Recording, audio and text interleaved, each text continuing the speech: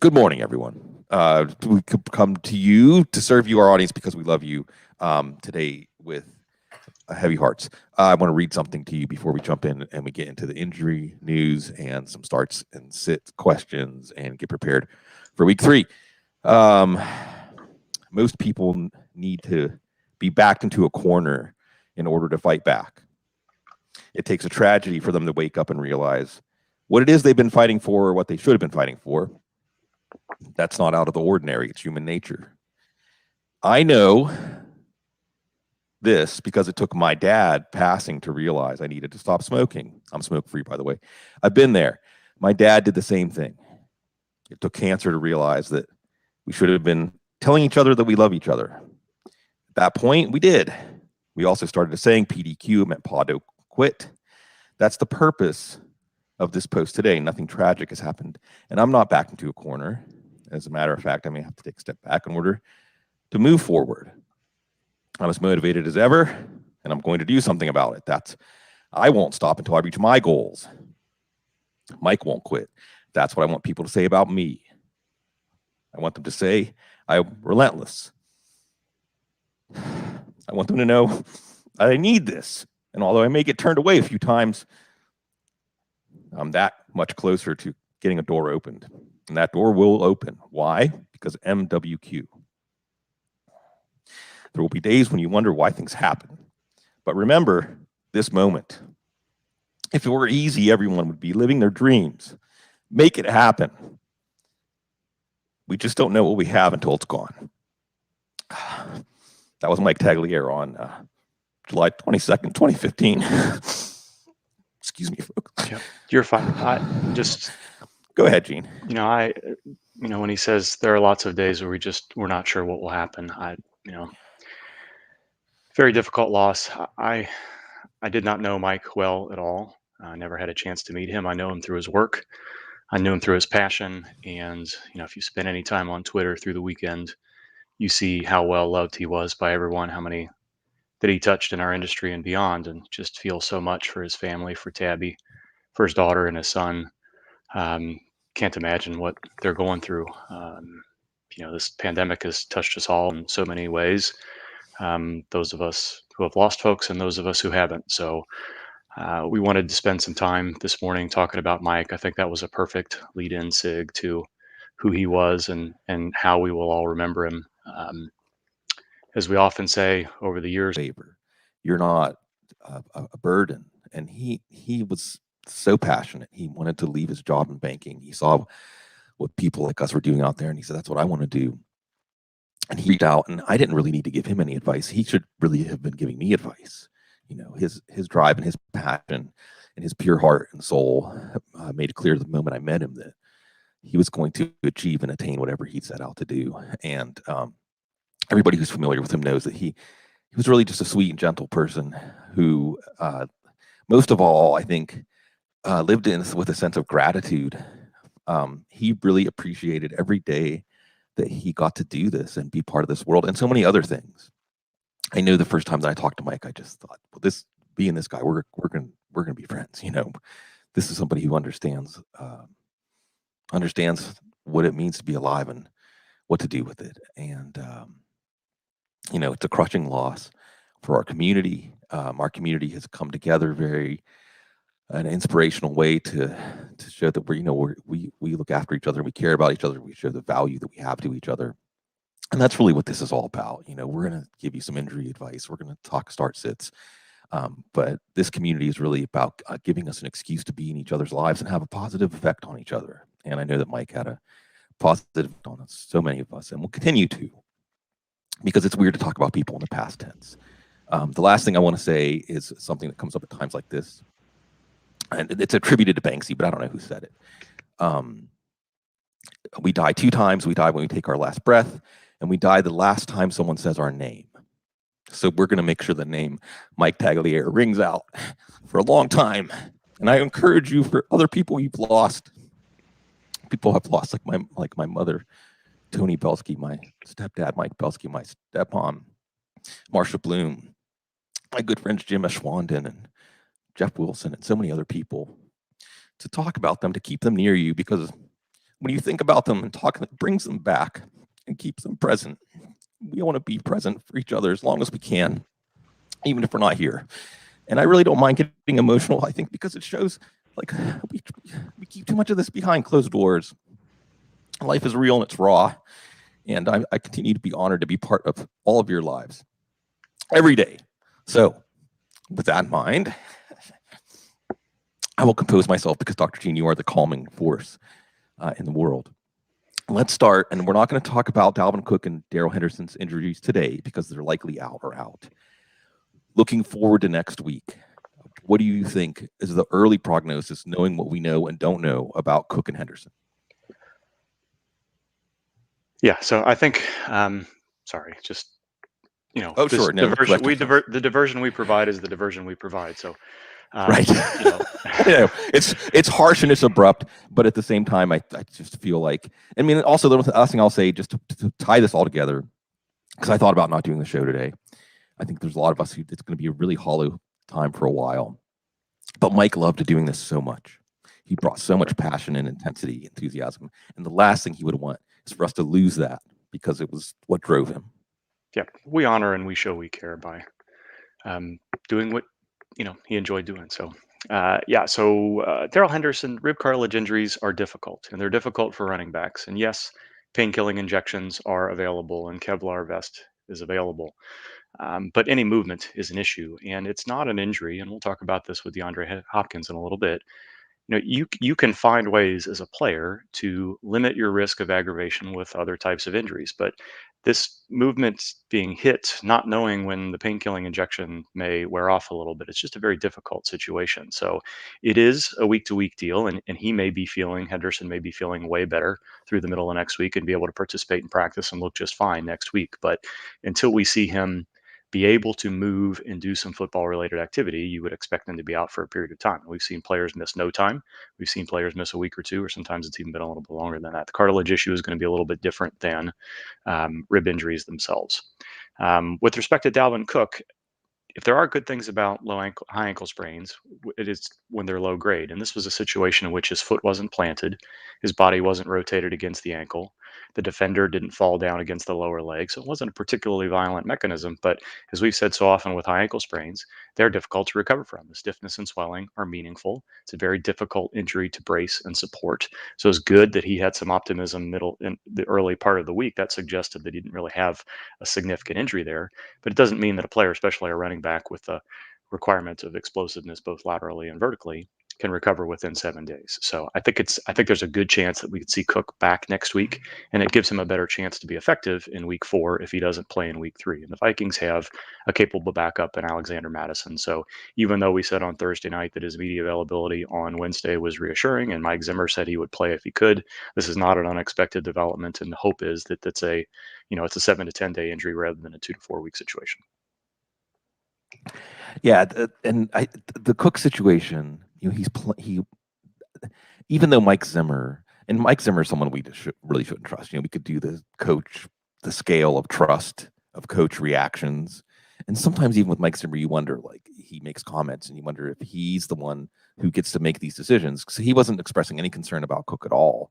But watching Cook last week leave the game twice, and then seeing he wasn't practicing. And this is where we get into short-term versus long-term thinking. Short-term, well, sure, it's bad for your fantasy team to not have Cook. Maybe you picked up Madison, maybe you didn't. Maybe you drafted Madison, maybe you didn't. You have to go down to the next the running back on your roster. Long-term, it's probably better that Minnesota's not pushing him to play. How do we apply that to Carson Wentz, Gene? Because when I saw that Carson Wentz was practicing Friday, I thought, is this good? Is this actually good for the Colts that he might play this weekend? I think we could spend 5 or 10 minutes speculating on potential reasons. Carson Wentz has been called injury prone. He's had difficulty staying on the field. Is that a motivating role? You could see how frustrated he was on the sideline when he realized he probably wasn't going to be able to go back into the game. Jacob Eason, Brett Hundley, as the Colts, do you trust those players more than a limited Carson Wentz? Frank Wright knows what he's had in Carson Wentz for a while.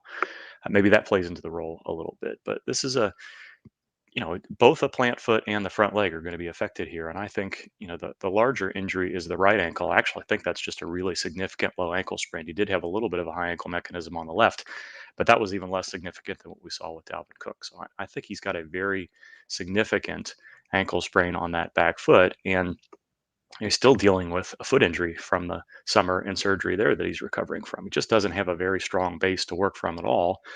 If he's made enough progress, you'd think that you'd be able to support that back foot well enough with the severe low ankle sprain, but he's not going to be mobile. There are going to be accuracy issues. You could tell any number of stories, from too much pain to continue, too ineffective to continue, Tennessee getting out to a lead, and the Colts saying this doesn't make any sense anymore. Lots of different reasons for Wentz not to finish this game. You hope that he does, and you hope that he comes out without too much pain moving forward to week 4. But this is a difficult situation for the Colts, and I think there's more to this than just Wentz's injuries alone. Turning the page, again, we don't have a lot of game time decision type issues. We do have one, and Gene, this is another one where we have some contextual information, and I'm not sure, and I don't want to put you on the spot because it may not be out there.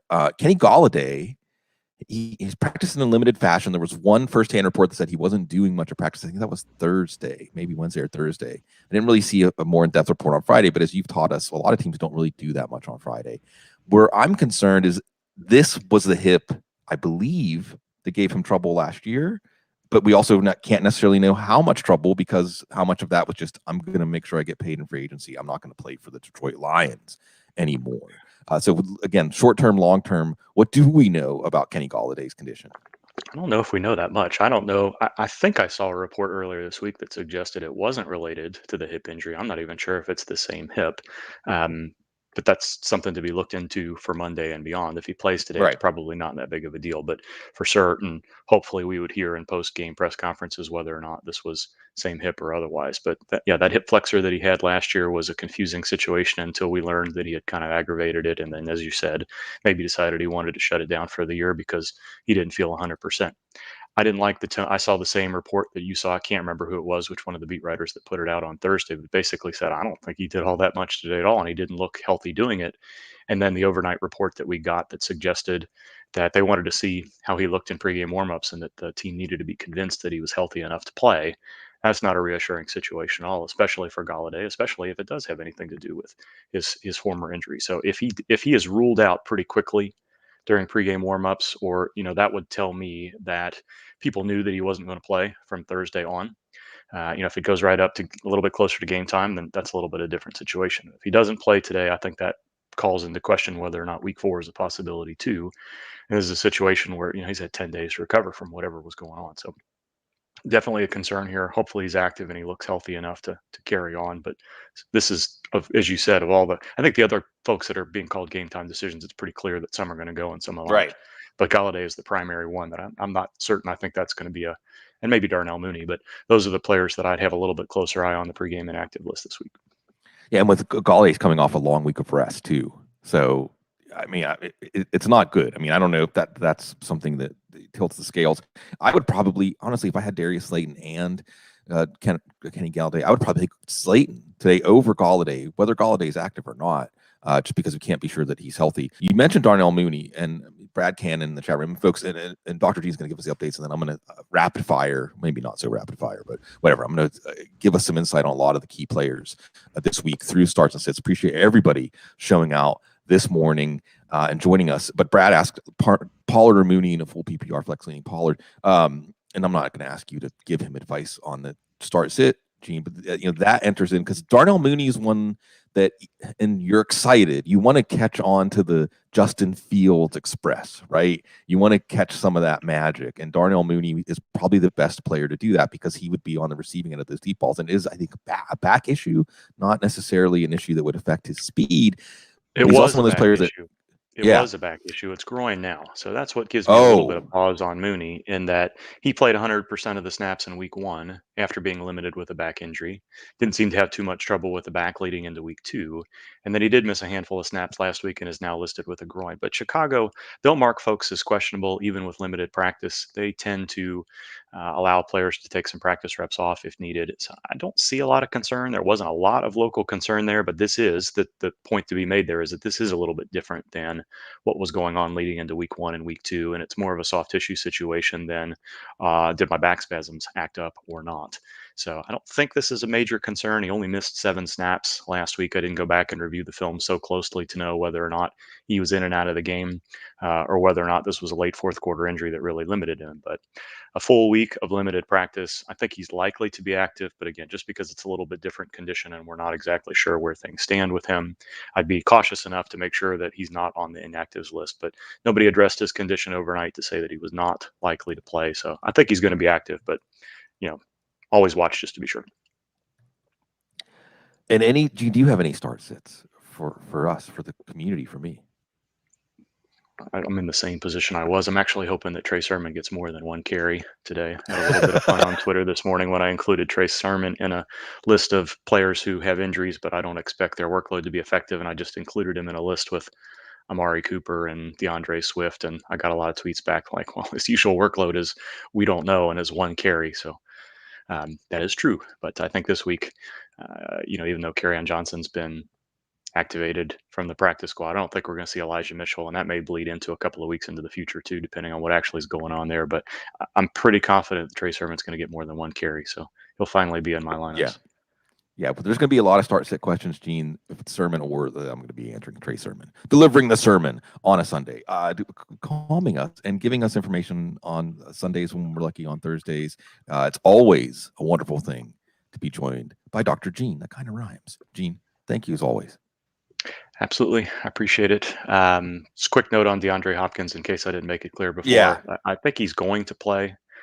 And I think this is a little bit different situation than what we've seen with him in the past, where, as I said, with a hamstring injury or something like that, you can find ways to limit your chances of having trouble during the game. And as AJ Green said, Hop don't miss games. But this is a situation where we'll see with this one. This one could be something that's a little bit more limited. I don't think that I'd knock his ceiling necessarily. But Arizona doesn't have a particularly tough opponent today. You could see things move a little bit differently for him. And again, game script could play a role. So a little bit lower floor than you'd normally expect with Hopkins today. Yeah. And I'll talk a little bit more about that as we get some start sit questions. And Chris Allen's on assignment, by the way. He's still going to be a regular part of the Sunday show and the Thursday show. So we'll miss his firepower this morning. But we do not miss Dr. Gene again. Thank you, sir. Appreciate you having me on. You guys have a good rest of your week. Thanks. All right. So I appreciate. So we're pre-scheduling this show now, so that people can know exactly where to go. I'll be putting it out on Fridays, and I appreciate everybody who got questions in early in the week. However, the problem is that whenever the chat room really gets going, then those questions get pushed out. So I apologize, folks. I'm going to start with the questions I have that started coming in during the show. All right, and thank you, everybody. All right. EOFit, Heineke, Carr, Tannehill, touchdown, 7 points. Interesting. Passing touchdowns are a little bit more valuable. Derek Carr's got a little ankle, not an issue. Tannehill is a boom bust play. Tannehill could be a 10-point or a 30-point play against Indianapolis. And then there's Heineke against the Bills in a tough matchup. My inclination is to stay with Derek Carr here. The way he's been playing, I know the Dolphins have those corners, but this offense is running through Derek Carr, running through Darren Waller, maybe some Hunter Renfrow. Carr's the hot hand here. All right. Jason Bigelow asks, 1 flex and 1 super flex in FFPC. For those of you who aren't familiar with FFPC scoring, it's tight end premium, 1.5 PPR. Big Ben, Cooper, Sutton, Harris, Madison, and Davis. And this is a good question because for those of you in Superflex leagues, usually the answer is to play 2 quarterbacks. Sutton's in. You can't put Sutton on the bench the way he played this week. It's also obviously a good matchup for Denver this week against the Jets. However, you also have Big Ben versus Madison, basically. Corey Davis Denver plays Jacksonville, my bad. Last week was the Jets. But, you have Corey Davis. It's just too up and down. Damien Harris, not a exciting ceiling. Amari Cooper is tough. Cooper, you could be putting a 25 or 30 point play on the bench. Madison is more of a safe play. And then there's Big Ben. Folks, Big Ben is every week going to be in my bottom 10 quarterbacks. He's basically a desperation play. The offensive line's not giving him time to throw downfield. It just does. As I've said, it just looks like it's a Herculean effort for the Steelers to score a touchdown. Najee Harris has to make someone miss and streak down the sidelines and dive for the pylon. Deontay Johnson has to catch an amazing concentration ball in the corner end zone. This is what it's taking for the Steelers to score offensive touchdowns. I think the answer here is Amari Cooper. And if you don't feel good about Cooper, which I think he's going to play, we'll see if he's limited by the rib injury, then you would go with Madison.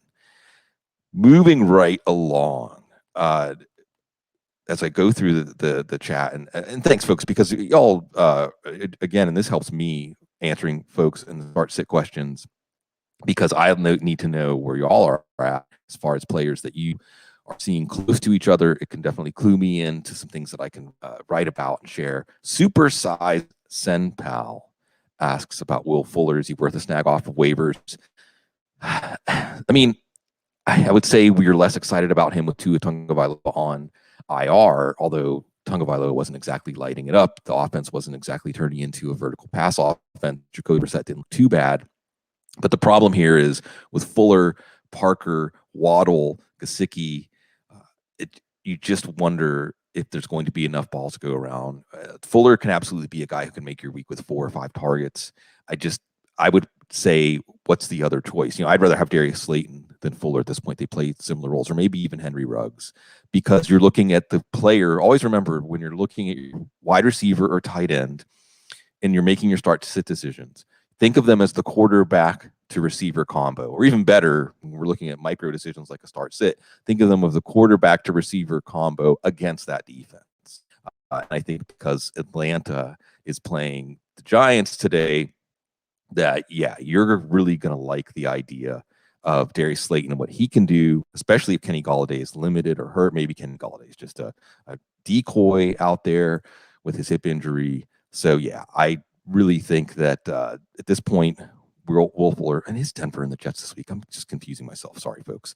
I always have to go back when my brain nags at me like that. So Rick Kirstenbrock asked about Sermon and Polishes Mahalo. Why such a wonderful place? I'm excited to go with Sermon. Let me make my Sermon speech here. I'm excited to go with Sermon because this is the week that he could take over the backfield. This is where I get carried away. This is where I get stars in my eyes. This is the week that Trey Sermon can take control of this backfield. And I'm going to say this right now. It's 2.5 hours until kickoff. This is the time to maybe try to get a trade in for Sermon, especially if you're in a situation where you look at your team and you feel like everything's squared away, but you need another running back, because he can make a statement today. Remember this, folks. San Francisco almost always runs well on the Packers. Since they've gotten Kyle Shanahan, sometimes it has been almost embarrassing watching this Packers defense try to defend this running game and the play action passing off of it. They have a new defensive coordinator. The Packers defense looks like doo-doo. Is that going to lose the monetization for YouTube? I don't know.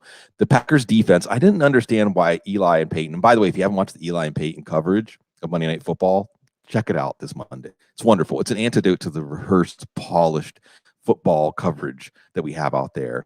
And they get great guests. Last week, Rob Gronkowski, Brett Favre. So anyway, talking about that, the Packers defense is bad. It's bad. We're going to look at the Packers defense as one of those defenses to pick on when we're setting our lineups. So I'm starting her. This is no slight to Pollard. And the other thing about Pollard that we're going to watch is, and this could be positive for Pollard, how much of last week was a one-off game plan against the Chargers, something that they identified. And if you like Clyde Edwards-Helaire to bounce back this week, you hope that that's something that the Chiefs could identify and exploit too. If that's why the Cowboys went to such a balanced offense, it's more been given the green light to make one-off game plans. Or is this just going to be the balanced Cowboys offense, and it's going to be a balanced workload split in the backfield? Now, the Eagles are a very tough run defense. So if it is a one-off game plan, that actually might be better for Pollard. I would imagine that Zeke would be used more for pass blocking, maybe short yardage. But Pollard would make sense more if you're not going to go right into the, taking the bull by the horns and run into this rough Eagles run defense that limited Elijah Mitchell. And in that San Francisco running game, I think Mitchell had 17 for 42. So Sermon over Pollard, and I know there's going to be a lot of Pollard questions too. Pure Clean Fresh asks, do I play Boyd over Woods or Robinson?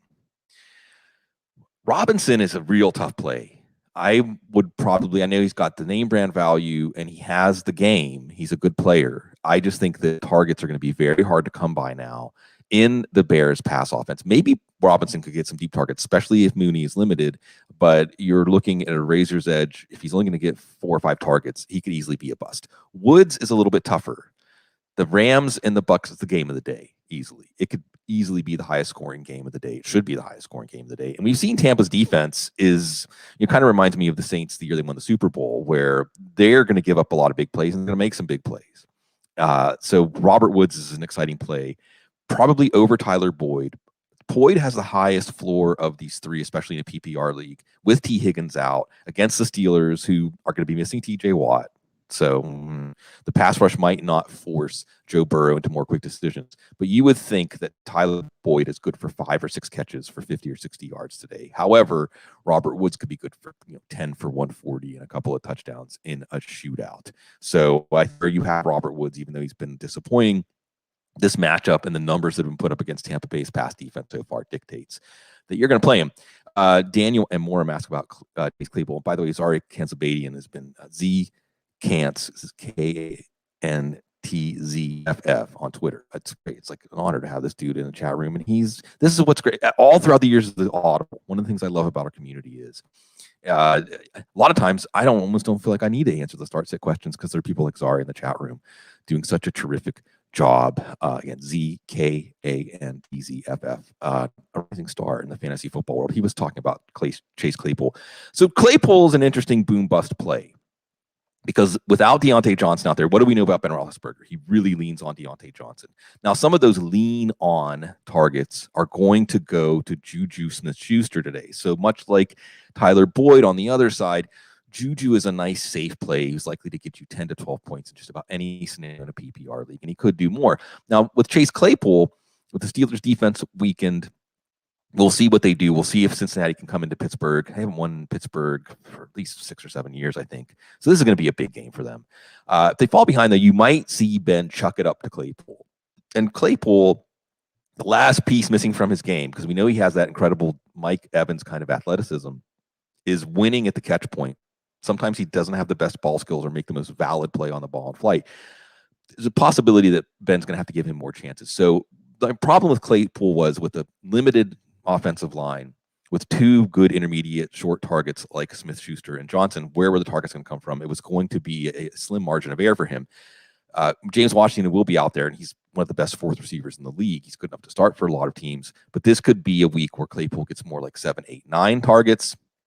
So if you have Chase Claypool and you need upside, especially, the big plays could be there. And as Zari said, he's an upside flex. See, I just took a long time to say what Zari said in 5 words. So maybe, again, he should be on camera, and I should just be in the chat room hanging out with you all. That would be fun. Arthur Ryan, who's my flex this week between James Robinson, James White, Cordell Patterson, Laviska Shenault, Tim Patton, Michael Carter. His gut says White or Cordero. Okay, we can eliminate Michael Carr probably, even though he showed some upside. And Tevin Coleman's out because they're in Denver. He has a sickle cell condition, elevation. Michael Carter could hit for maybe a 10 or 12-point game, but it is Denver, and Vic Fangio's defense doesn't really let up. On the other side of that matchup, Tim Patrick, it's limited upside because Cortland Sutton's back. Laviska Shenault, I mean, it's going to be hard to talk me into playing any Jacksonville receiver. They are playing Arizona this week, so I could be my words. It could be a lot of garbage time like in week 1. Visca could be okay. Now, James Robinson's an interesting one.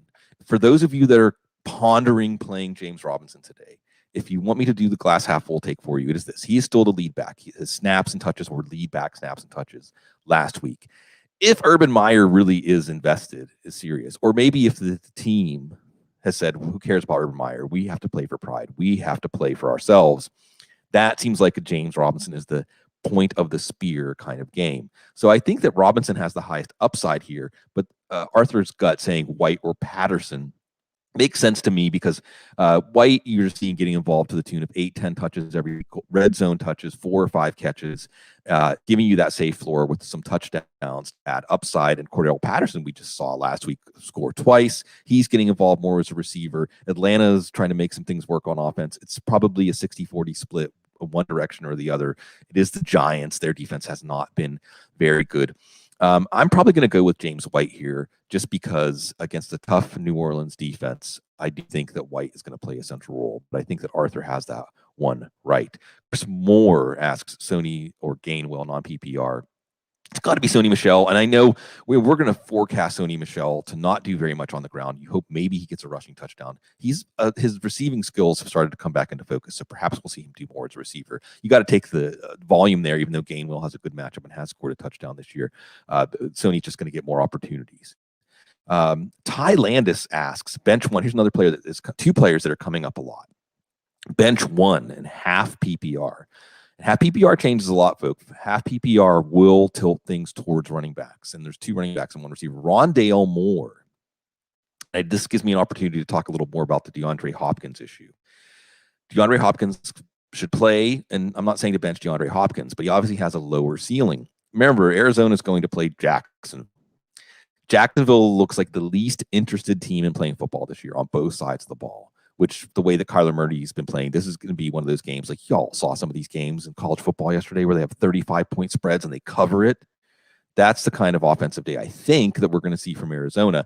So that makes it easy to want to get Rondale Moore in. But remember, a lot of his points last week came on that. It's not really a broken play because Kyler Murray breaks the plays. There's not really an unbroken play when he has such amazing elusiveness to get out of the pocket and engage defense on his terms. Then you have Tyson Williams and you have Javontae Williams. With Javontae Williams and Melvin Gordon, folks, what you see is what you get. Okay, they're flex plays. And without Melvin Gordon's 70-yard touchdown late, and that's the thing, Javontae Williams or Melvin Gordon in this matchup against the Jets should get opportunities late against a tired defense. But unless something like that happens or they get a rushing touchdown, there's not much upside there. It's really a 50-50 split. Like Cecil says, splitting work, splitting headache for fantasy. So I think that leaves Tyson. And what you like here is Baltimore against Detroit. Expect there to be a lot of garbage time here. You expect, especially, I hope, rationally, after what Lamar Jackson laid out on the line, let's limit Lamar Jackson's touches this week. Let's let the young buck Tyson Williams. Did you see the great burst there? You see that he is primed and ready. And maybe if this game gets out of hand, then Williams will put his mark on this game late in the game. And also, they're removing Williams sometimes in high leverage situations, close games where Latavius Murray's in at the goal line. Latavius Murray was in a close game down the stretch in week 1. But if this game's not close, then you're not so worried about ball security. You're not so worried about those mistakes. And even after Williams fumbled at the goal line last week, he still got back in there. This is a week I like Sermon. I like Williams. And again, Brad Cannon asked earlier about Pollard or Mooney in full PPR flex. Mooney could hit with the deep touchdown. Although if you put Mooney on your bench and he hits with the deep touchdown, you're excited. You're excited because it means the injury isn't really limiting him, this migrating injury around his body. And you're excited because it means he and Justin Fields have that deep ball chemistry. Justin Fields, I've said this many times in the last few months, Justin Fields sometimes has eerie deep ball accuracy. The kind of deep ball accuracy where the receiver can just run in stride and put his arms out and the ball falls right beautifully and gently into his outstretched hands for an easy touchdown. That's Darnell Mooney. That's Darnell Mooney's speed. So this could be a week that we learn, that Justin Fields definitely won't be giving the job back. Probably won't anyway. And that Darnell Mooney now has a lot more upside than he did when Andy Dalton was in. Chad Ryder asks, standard scoring, which I assume to be non-PPR, Damien Harris or DeAndre Swift. And this is one where scoring matters. If this was a PPR question, I would say DeAndre Swift, because he's going to get 4 or 5 catches. He has a chance for a touchdown. He has some burst and has some ability to make some plays with the touches he gets, even though it's close to a 50-50 split with Jamal Williams. But when you add in the twist of not even 0.5 PPR, Damien Harris becomes the play here. You saw the team go back to him even after that costly fumble in week 1. He had a 26-yard touchdown run last week. It was one of the highlights of the year, breaking 5 or 6 tackles along the way. And I think in non-PPR, absolutely that's the way you're going to go. John Thompson asks, and I like this because he adds some context. He's a moderate favorite. Tyler Boyd or DeAndre Hopkins. And again, I could run this simulation and say 40% of the time, Hopkins, if he doesn't score a touchdown, is probably going to be outscored by Boyd today. I just can't tell you to bench Nuke, though. I just can't tell you to put on the bench. Not for someone like Tyler Boyd. Just because Tyler Boyd could also give you that 3 for 30. And it could just be a miserable offensive game, Cincinnati and Pittsburgh. It wasn't like Cincinnati was doing very much against the Chicago defense until they were down because Joe Burrow threw 3 interceptions in 4 passes. Grant Everett asks, Madison Davis or Gainwell? Against Madison. I mean, Madison and Sony are still going to be preferred plays over your timeshare backs, except for someone like Williams or Sermon, where you can easily picture, because in Williams' case, how he's been playing because of the Ravens running game. In the case of Sermon, again, it's the quality of the running game. Give these players a lot higher upside. So Mike Davis, he's in a timeshare. Kenny Gainwell, he's in a timeshare, and he even's getting less. He's about a 1/3 of the time guy. Dan Matacherio, and this is great because on Sundays I'm going to get to hopefully not mangle folks' names. Dan says, "Hi, Sig, with Higgins out, I need 2. One must be a wide receiver, 0.5 PPR. Tyson Williams, we talked about, Kareem Hunt, Laviska Shenault, Corey Davis, Jalen Waddle. I think you put a line through Waddle just because it's with Fuller back, with Jacoby Brissett. It could be an interesting shootout because it's the Raiders on the other side. But I'm not going to do that. Visca, we've talked about. No. Returns to Colorado. Kareem Hunt's interesting. We are going to see Odell Beckham today. Haven't got any Beckham questions yet. We are going to see Odell Beckham today. It is a matchup against Chicago. Let me put it this way. Williams is in there first over Hunt. I would, if the question was just Tyson Williams or Hunt, even though Hunt is a solid player, obviously an established player, 0.5 PPR lowers his value a little bit. The matchup lowers his value a little bit, where the matchup raises the value of Williams. That means we have to play receivers the other one. I'm going to go with Corey Davis and Hope here in Denver. You just know that he's going to get targets one way or the other from Zach Wilson. And remember, last week, we will go back and recontextualize. Was it just that Bill Belichick says, well, if you're comfortable throwing to Corey Davis, we're going to make sure you don't get to throw to Corey Davis? Now, I'm not saying to bench Alvin Kamara, but I don't think that Bill Belichick is going to let Alvin, I'm looking at questions and answering. This is my feeble brain. I don't think that Belichick's going to let Kamara beat them. Cody Swift asks Odell or Tim Patrick for guillotine. For those of you who haven't done guillotine leagues, on behalf of my friend Paul Charchian, I want to say again, guillotine leagues are really fantastic. It's guillotineleagues.com. The idea is you start the season with 18 teams. I don't know exactly how they changed it for the 17 week, but every week some team gets the guillotine. Their roster gets put on waivers. The waiver wire every week is important. There's mortality, even though it's not the playoffs. It's like the playoffs every week. So I'm explaining this because you really can't afford to take zeros from players or low score from players. A player that has a 75% chance of scoring 8 to 12 points could be more valuable than a player who has a 4 to 20 point scoring range, but there's a 50% chance he's going to be down on that bottom part of the range. So that makes Odell Beckham a little bit scary in a league with that format. However, I just think Tim Patrick doesn't offer quite as much. I think that Odell's a full go. He wasn't on the injury report. He's not questionable. There's no we'll see about this. So I'm going to be confident. And I've got Beckham in a lot of lineups today, probably just out of hope and wishful thinking. We'll see whether that works out in hindsight. Mohammed Youssef, what's up, Mohammed? Always good to see you, man. Starting KJ Osborne over Jacoby Myers, Brian Edwards, and Will Fuller. Alternatives aren't very appealing, but good call, right? Good call. Yes, good call. Jacoby Myers, you're going to see him getting 3-4 catches a week, maybe 5-6 in a good week. Brian Edwards, you could maybe hit with a touchdown. Will Fuller could maybe hit with a touchdown. But we've seen that KJ Osborne, not a tight end, has emerged as that number 3 target. And against Seattle, this could turn into a high-scoring game.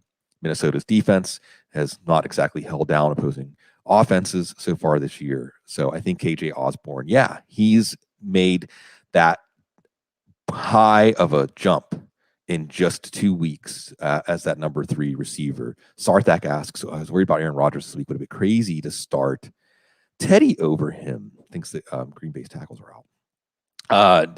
David Bakhtiari is not playing for sure.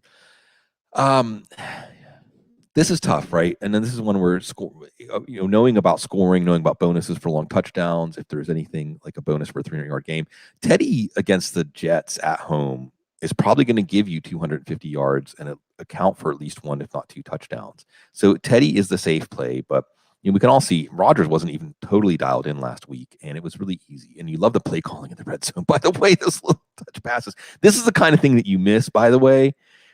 Eli and Peyton, I'm like doing advertising for Eli and Peyton on Monday night. But whenever Rodgers did that little pass, just a little pitch, like a foot in front of your body, and here comes Aaron Jones on that jet motion to take it and take it easy, sprint to this pylon, you could tell it annoyed Peyton.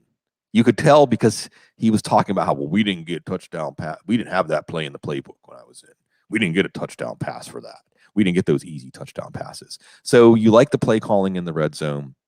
And I just can't bring myself to bench Aaron Rodgers at this point. San Francisco's corners are still very vulnerable. I know we haven't seen them exposed yet because they played Detroit and Philadelphia, but we may see that this week. I'm still going to go with Aaron Rodgers.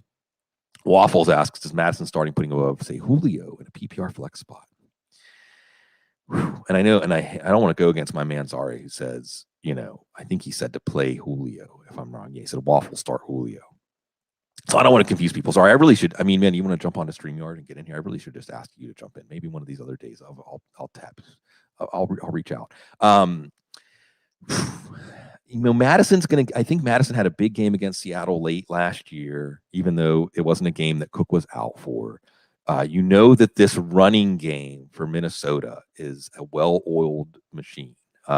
We've always said it, that Madison has that same rhythm. He has that same connection to this running game. It was 120 for 112 against Seattle and that 27-26 loss. Minnesota just has such a knack for losing games in these horrible ways. So we know this running game had success against Seattle last year. We know that Madison, even in a game that Cook did play, had a big game. Julio had a big game against Seattle last week.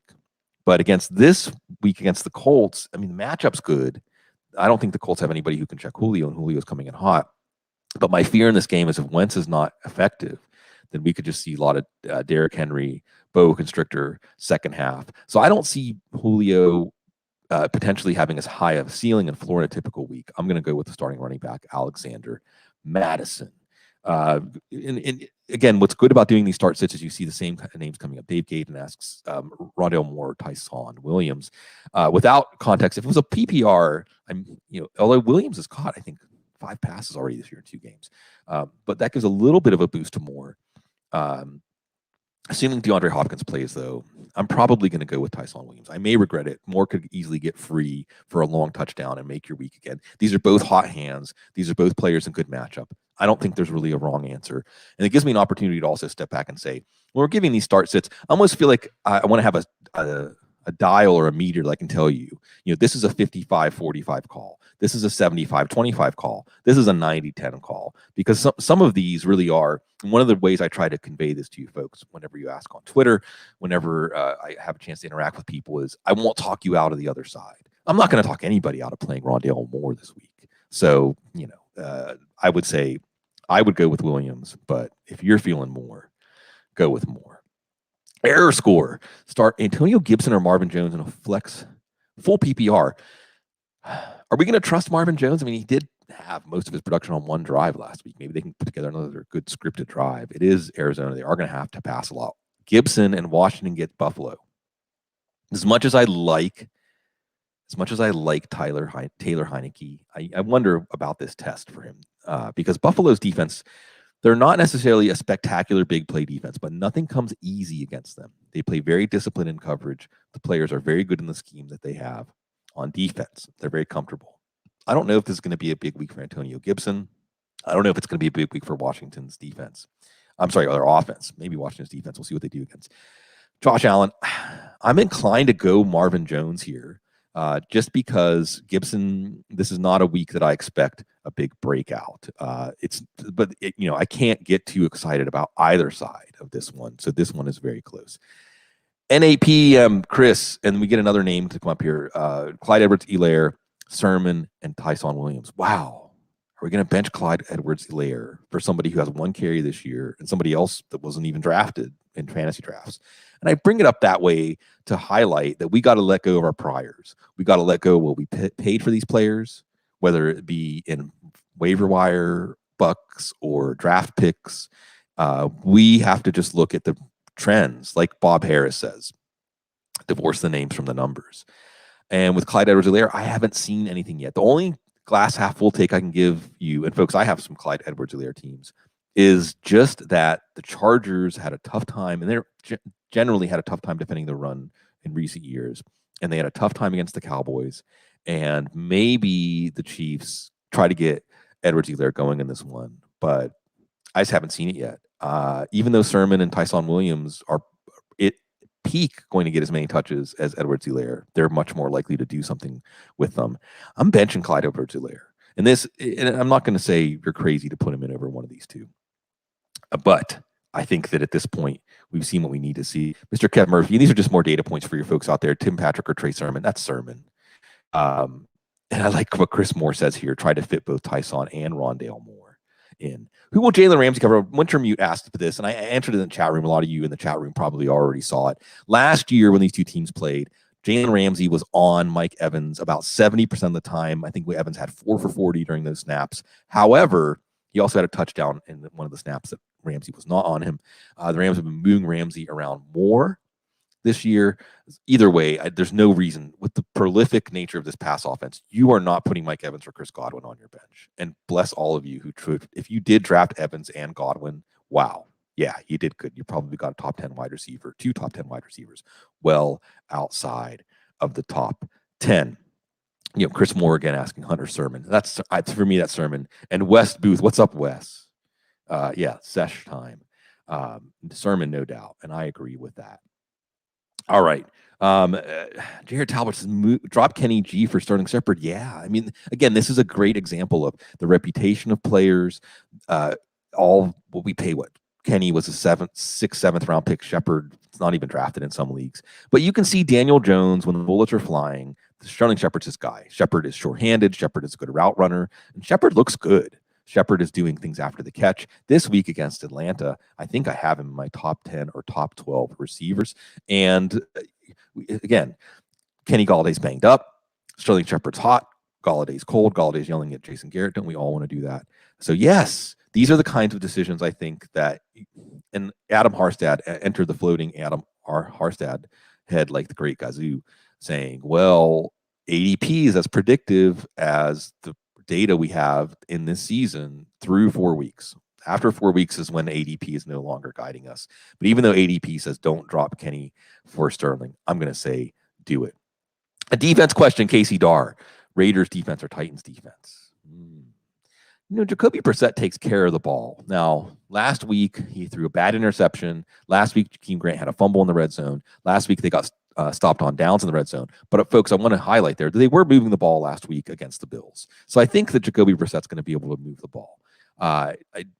There's a possibility that if the Raiders can really go up and down the field with the passing game on the Dolphins, that Brissett will open up the offense. But otherwise, I don't expect a lot of turnovers.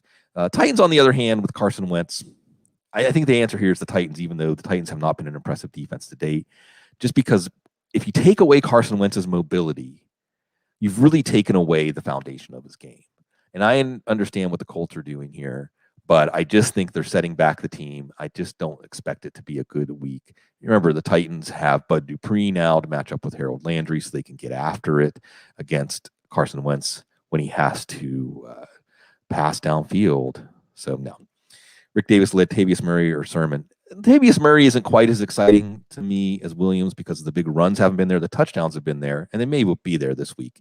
I'm going with Sermon. Again, you folks are going to see that I'm going to mostly say Sermon whenever he is a choice in the question. All right, moving right along. And as Zari says, nobody can predict. See, man, I really am going to reach out to you, man. We're going to get you in the rotation here. He said you cannot know what Sermon's workload is going to be, but we know he's the healthiest back in the backfield. Moving right along, man, I lost my place in the chat room, so I apologize, folks. Alan DiMartini. I know I skipped a lot of them because the chat refreshed. PPR Superflex 4-point passing touchdown, Big Ben, Sermon, or OBJ. Now this is a little tougher. It's a little tougher because you know that Ben's going to pass for 200 yards and probably throw a touchdown today, even in a very pessimistic projection. That's going to get you to 14, 15 points. Do I know Sermon's going to get to 14 or 15 points? There's a lot of scenarios where, that's in the 20, 30 percentile of his range of possibilities. Odell Beckham could catch a long touchdown. Odell Beckham could catch 2 for 20. So I think at this point, this is a place where you're going safe. If it was Alexander Madison, I'd say go Madison. If it's somebody that we know we had a higher floor, to go with a high ceiling. Because Sermon and Beckham do have high ceilings. But this is a good example where I think you're conservative. And you take Ben Roethlisberger. Sir Papa Fox, I love the phrasing discussion. Why wouldn't I start Hunter Renfrow? My options are Laviska and AJ Green. AJ Green's interesting in so much as if Nuke isn't right, Green could get more targets. Green is actually getting the second highest number of snaps among the Cardinals receivers. Kind of like last year, he came out of the gate with a lot of targets, not as many targets. It is Jacksonville, so Green could be okay here. But yeah, it is Hunter Renfrow. And another reason you like Hunter Renfrow this week, other than without Josh Jacobs, with the injuries on the offensive line, this is not a run-heavy Raiders offense, is those outside corners, Damien Howard and Byron Jones against Henry Ruggs and Brian Edwards. You think a lot of the action is going to be the middle of the field with Darren Waller and Hunter Renfrow. Hunter Renfrow just makes me think, rough start to the year for Clemson. Peter Worcester, OBJ or Rondale, 0.5 PPR. I'm going to have to say Rondale more here just because Beckham's a little more of an unknown. He also says he has Kyler, so you get the more to Murray stack. There's just momentum. Beckham doesn't have momentum. He might have momentum after this week, but Moore has momentum for sure. Andy Duco says bench 1, 0.5 PPR, Boyd, Sermon, or Mike Davis. I think it's Mike Davis.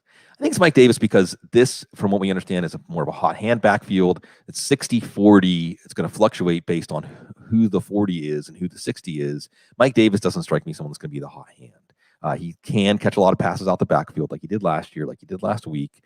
But I'm not scared. So here's another way to think about it, especially the way that Andy phrased it, bench 1. Who am I afraid of leaving on my Am I afraid of what Mike Davis is going to do on my bench? Not really. Am I afraid of what Trey Sermon is going to do on my bench? Maybe.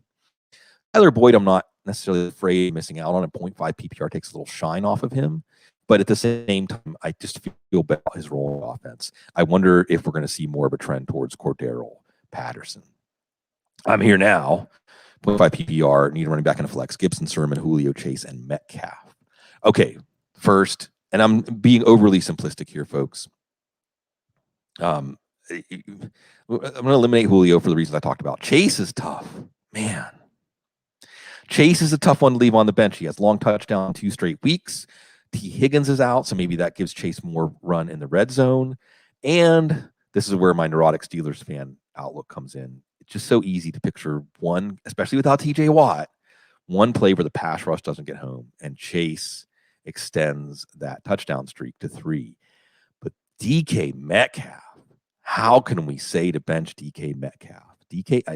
How we can say that is he hasn't done anything for us through 2 weeks. It's Tyler Lockett getting the big plays and Freddie Swain. But nah, man.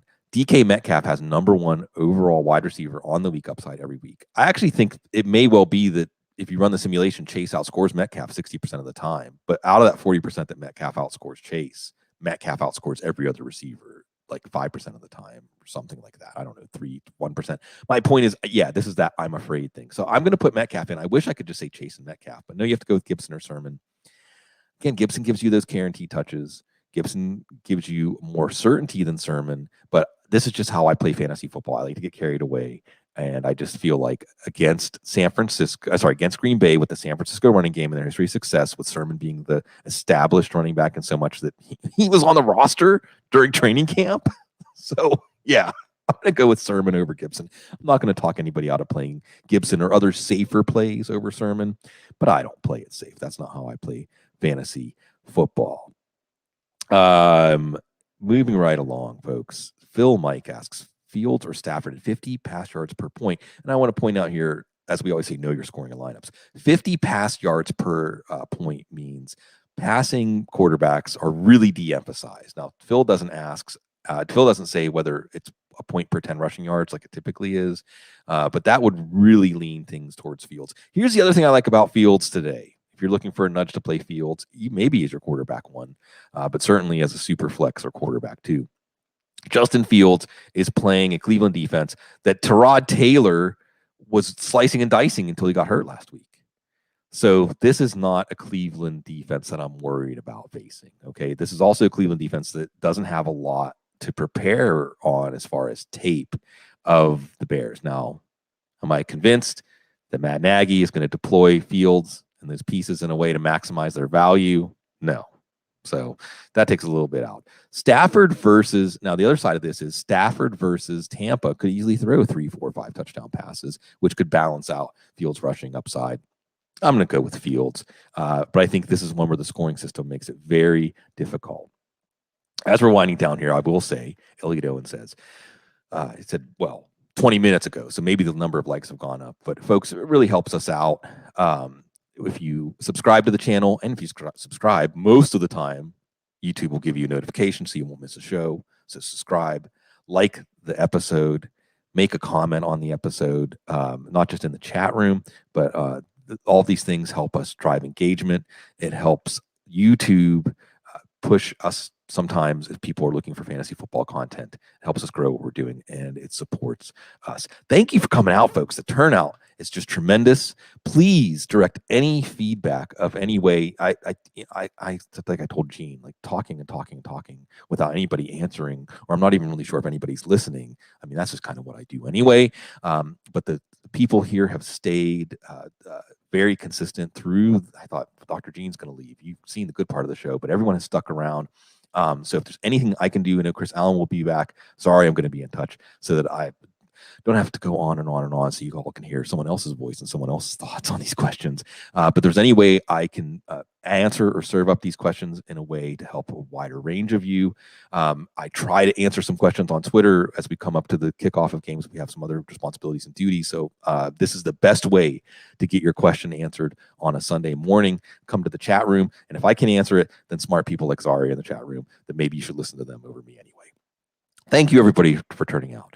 It has been an emotional weekend for our entire community. On one hand, this is all going to ring hollow, but on the other hand, the spirit of Mike Tagliere implores us to continue to jump in and enjoy the time we get to spend together, enjoy the time we get to have all of our brain cells popping and stimulated by football, and y'all are such a huge part of that. So we carry on. We get the enjoyment out of life that we can and the enjoyment out of each other as we can. I love all of you. It's a privilege, as always, to get the opportunity to serve you. And good luck this Sunday, week 3. See you on the flip side. Coming back later on tonight after the end of the late games, Cecil Lammy and I will recap everything for you. We'll get back on the treadmill and enjoy another week in the football world with our friends. Stay classy.